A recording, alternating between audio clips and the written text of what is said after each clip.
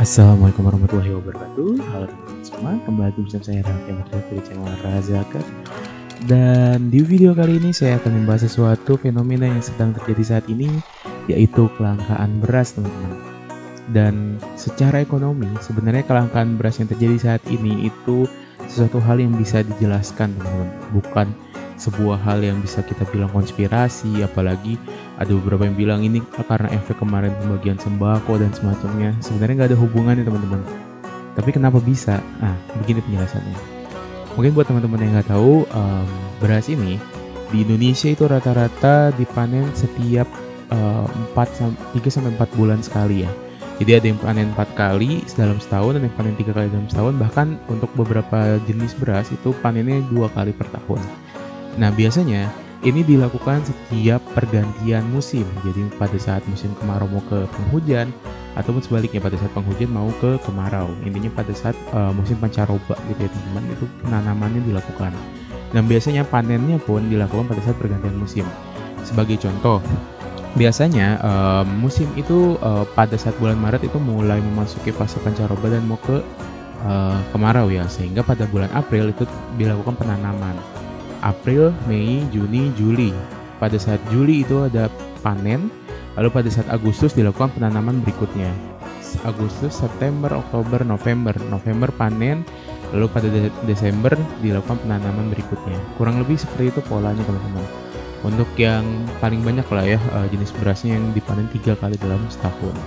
Nah, kemarin kenapa dilakukan pembagian sembako di awal tahun? Pertama, itu karena memang disahkan di APBN pada saat setahun sebelumnya biasanya untuk pembagian sembako itu atau bansos ya, bantuan sosial.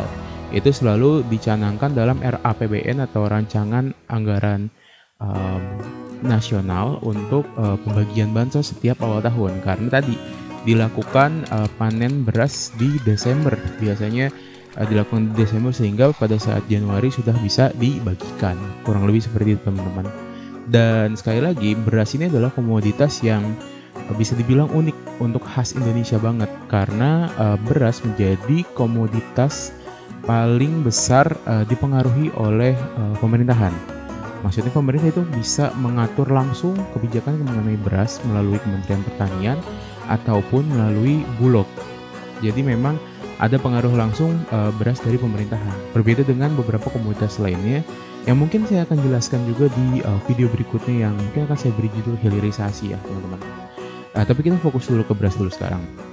Nah, pada saat tadi proses penanaman yang lancar seperti itu, tidak akan terjadi masalah pada kenaikan beras. Jadi gini teman-teman, ada faktor ekonomi yang kita sebut dengan cyclical, atau dia memiliki siklus yang sama setiap tahunnya. Sebagai contoh, setiap kali mau lebaran, itu otomatis harga itu naik, biasanya gitu. Terus pada saat misalnya Idul Adha, itu biasanya harga daging itu menjadi turun karena memang stok daging jadi banyak. Idul Adha ada banyak kurban dan lain-lain. Banyak sembako ataupun bahan-bahan pokok yang memiliki pola siklikal seperti itu, teman-teman. Jadi tergantung musimnya, tergantung bulannya. Bulannya beras itu biasanya terjadi tadi pada saat panen, lalu pada saat mau Idul Fitri, karena zakat fitrah itu ada beberapa yang meyakini harus pakai beras. Terus juga pada saat mau puasa seperti sekarang, itu memang biasanya terjadi kenaikan harga. Nah, cuman di tahun ini agak spesial karena kenaikan harganya lebih besar daripada kenaikan harga dari tahun-tahun sebelumnya. Kenapa bisa seperti itu? Ada beberapa yang bilang karena pengaruh bansos. Nggak ngaruh sebenarnya teman-teman. Karena apa? Di Bulog itu ada sistem yang namanya manajemen inventory. Kalau mungkin teman-teman yang di sistem logistik atau orang-orang yang bekerja di logistik, teman-teman tahu, manajemen inventory ini punya yang namanya level minimal stok beras di Bulog ini.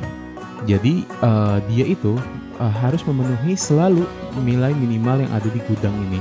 Jadi nggak boleh yang namanya beras itu benar-benar diluncurkan semuanya gitu, 100% yang ada di gudang semuanya dikeluarin, nggak boleh.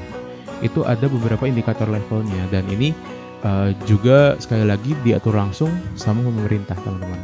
Berapa indikator level minimalnya ini, tapi yang jelas yang orang-orang yang sudah lama bekerja di Bulog juga pasti tahu ini ada kriteria minimal ini, karena ini diterapkan juga di semua jenis gudang juga teman-teman, gudang komoditas lainnya.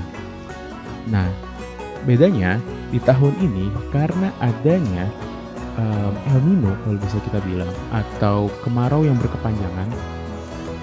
Mungkin teman-teman juga ngerasain sendiri, kita baru banget hujan itu di bulan Desember atau Januari bahkan. Beberapa tempat mulai Desember, beberapa tempat mulai Januari. Biasanya hujan itu sudah dimulai dari September teman-teman. Yang artinya 3 bulan mundur. Yang ini yang akhirnya merusak sistem penanaman padi yang tadi saya sebutkan di awal.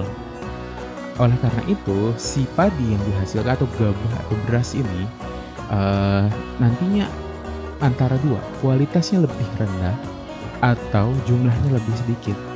Pada saat ini terjadinya adalah jumlah berasnya lebih sedikit. Dan bisa teman-teman cek juga, kenaikan beras ini itu sejalan dengan kenaikan harga gabah juga teman-teman. Nah ini kalau begini, kalau mungkin teman-teman pernah dengar yang namanya kesetimbangan ekonomi. Kesetimbangan ekonomi itu kan ada namanya titik equilibrium, titik di mana supply dan demand. Semakin banyak supply-nya, dikit demand-nya, maka harganya semakin murah. Semakin banyak demand-nya, semakin sedikit supply-nya, maka harganya akan mahal. Beras itu sekarang sedang terjadi di titik yang tadi. Demand atau permintaan masyarakatnya banyak karena mau melalui bulan puasa, nantinya akan Idul Fitri untuk zakat fitrah. Dan akhirnya kebutuhan beras menjadi melonjak. Sedangkan tadi supply-nya terjadinya bencana, bukan bisa bilang bencana alam ya, fenomena alam lah, El Nino tadi, kekeringan berkepanjangan, yang artinya supply-nya sedikit. Akhirnya kalau di titik ekonomi, secara alami dia harganya akan naik.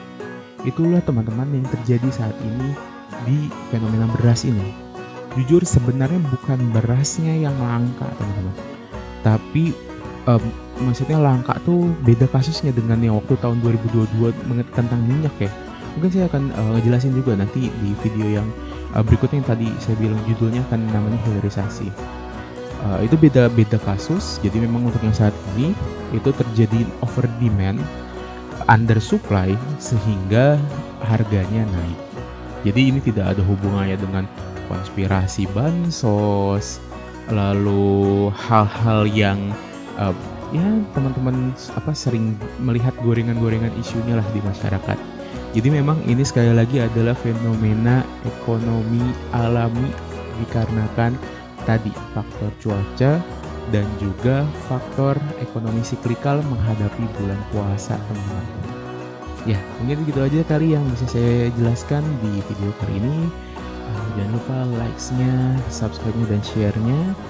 Terima kasih telah menonton video ini. Nama saya Raffi Ahmad Reza dari Razaker. Izin undur pamit diri. Assalamualaikum warahmatullahi wabarakatuh. Sampai jumpa.